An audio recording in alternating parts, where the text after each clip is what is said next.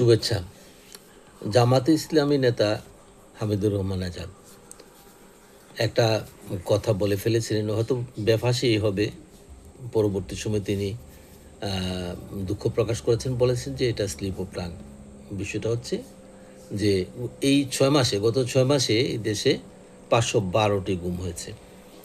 তো পরবর্তী সময়ে যেহেতু এটা তিনি সরি বলছেন, আমার মনে হয় যে এটা নিয়ে আর কোনো আলোচনা হওয়ার সুযোগ নেই।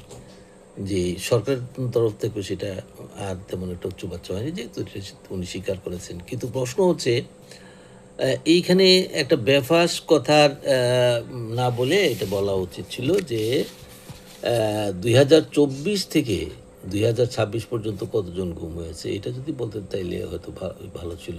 কিংবা কতজন হেফাজতে থেকে মারা গেছে। আচ্ছা, হেফাজতে থেকে মারা গেছে, গুম হওয়াটা তো একটা বিষয় আছে, আর হেফাজতে থেকে মারা যাওয়াটা তো স্বীকারোক্তির মতো আসে।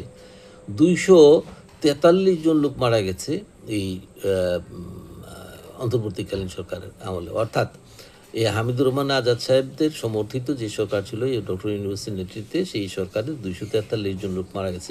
এই তথ্যটা কিন্তু হিউম্যান রাইটস সাপোর্ট সোসাইটি বা HRSS নামে এই যে সংগঠন আছে একটা, তাদের দেওয়া তথ্য, এবং আইন ও সালিশ কেন্দ্র কিন্তু কাছাকাছি একটা তথ্য দিয়েছে, এবং আরও অন্যান্য সংগঠনও দিয়েছে। তো এটা তো আমার মনে হয় যে গুম হওয়ার চেয়ে আরও এক ধাপ বেশি, যে হেফাজতে মৃত্যু, মানে বিনা বিচারে মেরে ফেলা আর কি। ধন্যবাদ।